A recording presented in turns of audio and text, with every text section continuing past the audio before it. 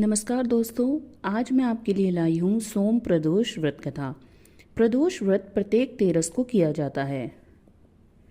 इसका व्रत सोमवार के व्रत की तरह ही किया जाता है, जिसमें शिव जी की पूजा, अभिषेक आदि करके एक समय का भोजन किया जाता है। जब श्री सूत जी महाराज अपने श्रीमुख से अमर कथाएं कह रहे थे, तब महर्षि गर्गाचार्य ने प्रदोष व्रत का विधान, महात्म्य और इसके बारे में कथा कहने का उनसे आग्रह किया। तब श्री सूत जी महाराज ने व्रत का विधि विधान बताया, जो कि सोमवार के दिन शिव जी की पूजा के समान होता है। इस व्रत को करने से देवों के देव महादेव अति प्रसन्न होकर दुख दारिद्र्य को दूर करते हैं और मनोवांछित फल देते हैं। इस व्रत को करने वाला अंत समय में शिवलोक को प्राप्त होता है। अंत में श्री सूत जी महाराज बोले, अब मैं आपको आपकी इच्छा अनुसार कथा भी बताता हूँ, अतः सब लोग ध्यानपूर्वक श्रवण करें। विदर्भ राज्य में एक ब्राह्मणी थी। वह रानी की सेवा करती थी और उसका पति देवव्रत राजा की सेवा करता था। रानी के एक पुत्र हुआ, उसका नाम धर्मगुप्त रखा गया। ब्राह्मणी रानी की सेवा करती थी, अतः उसे राजकुमार धर्मगुप्त को पालने का काम सौंप दिया गया। ब्राह्मणी राजकुमार धर्मगुप्त से पुत्रवत स्नेह करने लगी। राजकुमार भी ब्राह्मणी को दूसरी माँ मानते हुए आदर देता था। राजकुमार भी ब्राह्मणी को गुरु माता कहता था। चूंकि वह राजकुमार था, अतः शीघ्र ही उसे राज्य का युवराज घोषित कर दिया गया। कुछ समय बाद ब्राह्मणी ने भी एक पुत्र को जन्म दिया। उसने उसका नाम शुचिव्रत रखा। राजकुमार धर्मगुप्त शुचिव्रत को छोटे भाई की भांति स्नेह देता था। शुचिव्रत भी राजकुमार धर्मगुप्त को बड़े भाई का स्थान देता था। ब्राह्मणी भी दोनों को समान रूप से अपना पुत्र मानती थी और दोनों पर समान रूप से ममता लुटाती थी। राज्य का मंत्री बहुत कुटिल था। उसकी राजगद्दी पर बुरी दृष्टि थी, परंतु वह ब्राह्मण देवव्रत के कारण राजा का कुछ नहीं बिगाड़ पाता था। परंतु वह ब्राह्मण से नाराज रहने के कारण ब्राह्मण के हर काम में टांग अड़ाता रहता था और ब्राह्मण देवव्रत को परेशान करता, जिसके कारण ब्राह्मण और ब्राह्मणी दोनों दुखी रहते थे। एक बार शत्रु राजा ने राज्य पर आक्रमण कर दिया। मंत्री गद्दारी करते हुए अवसर देखकर शत्रु से मिल गया और उसने राज्य की सेना की सारी गुप्त जानकारियां शत्रु तक पहुंचा दी, जिससे शत्रु राजा जीतते हुए राजमहल तक पहुंच गया। ब्राह्मण देवव्रत राजा की रक्षा करते हुए मारा गया, परंतु फिर भी वह राजा को बचा नहीं पाया। शत्रु राजा ने राजा और रानी को मारकर उसके राज्य पर अधिकार कर लिया। कुटिल मंत्री राजकुमार धर्मगुप्त और ब्राह्मणी को मारने के लिए ढूंढने लगा। ब्राह्मणी को जब इसकी सूचना मिली तो वह अपने बड़े पुत्र राजकुमार धर्मगुप्त और अपने छोटे बेटे शुचिव्रत को लेकर जंगलों में जा छुपी। घोर विपत्ति के कारण दुखी होकर वह अपनी और अपने पुत्रों की रक्षा के लिए पुत्रों को साथ में लेकर जंगल में झोपड़ी बनाकर रहने लगी। कभी भिक्षा मांगकर तो कभी कंदमूल फल खाकर वह अपना और पुत्रों का निर्वाह करने लगी। समीप में ही शांडिल्य मुनि का आश्रम था।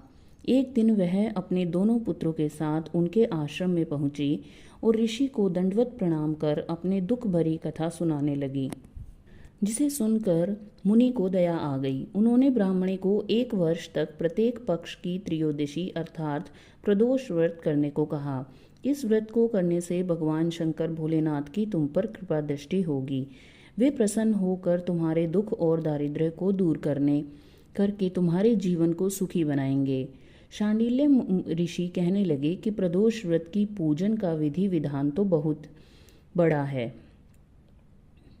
परंतु श्रद्धा भक्ति और सामर्थ्य के अनुसार विश्वास रखकर व्रत को करने से भी भगवान भोलेनाथ की तुम पर शीघ्र कृपा होगी और तुम्हारा कल्याण होगा। अतः ब्राह्मणी ने ऋषि के वचन पर अटूट विश्वास रखते हुए श्रद्धा भाव और सामर्थ्य अनुसार व्रत आरंभ कर दिया। सूत जी बोले, हे मुनीश्वरों, अब मैं तुमको आगे की कथा कहता हूँ, ध्यानपूर्वक सुने।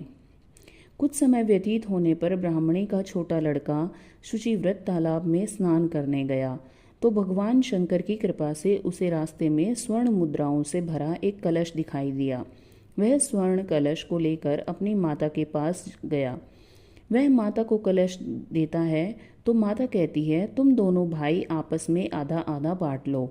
बड़ा भाई धर्मगुप्त बोला, इस धन पर मेरा कोई अधिकार नहीं है, अतः मैं ये धन नहीं लूंगा।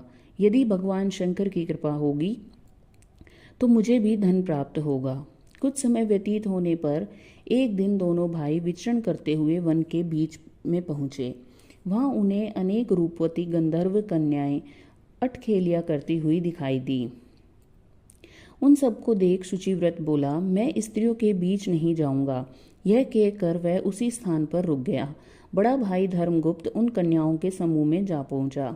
उसके स्वरूप को देखकर उनमें से एक गंधर्व कन्या ने उससे प्रश्न किया, आप कौन हैं? इस वन में आपका आगमन कैसे हुआ? तब राजपुत्र धर्मगुप्त बोले, मैं विदर्भ देश का राजकुमार धर्मगुप्त हूँ। मेरे पिता की हत्या करके शत्रुओं ने हमारे राज्य पर अधिकार कर लिया है, अतः मेरी रक्षा के लिए गुरु माता मुझे और उनके पुत्र के साथ लेकर यहाँ वन में रह रही हैं। अब आप अपना परिचय देने की कृपा कीजिए। तब वह गंधर्व कन्या बोली, मैं विद्रवक नामक गंधर्व की पुत्री अंशुमति हूँ। मैंने अपनी सूक्ष्म बुद्धि द्वारा आपके मन की भावना जान ली है कि आप मुझ पर अनुरक्त हैं। मेरा मन भी आपको देखकर चंचल हो रहा है। कदाचित ईश्वर ने हम दोनों को एक दूसरे के लिए ही बनाया हो। इतना कहकर गंधर्व पुत्री ने राजपुत्र के गले में अपनी मणिमाला डाल दी। तब राजपुत्र बोले, हे सुमुखी, मैंने तुम्हारा यह प्रणय उपहार प्रेम से स्वीकार कर लिया है, किंतु मैं अत्यंत निर्धन हूँ। मेरा तुम्हारा विवाह किस प्रकार हो सकेगा? तब अंशुमति बोली, हे राजपुत्र, आप कोई चिंता न करें। मेरे माता पिता आपको देखकर अत्यंत प्रसन्न होंगे और विवाह की स्वीकृति दे देंगे। कल सवेरे आप यहाँ अवश्य आना। इतना सुन राजपुत्र गंधर्व कन्या से विदा लेकर अपने घर को आ गया और घर आकर सारी बातें अपनी माता को बता दी। सूत जी बोले, हे ऋषियों, दूसरे दिन सवेरे राजपुत्र भगवान शिव जी की पूजा करके अपने भाई शुचिव्रत को साथ लेकर उस वन में गया।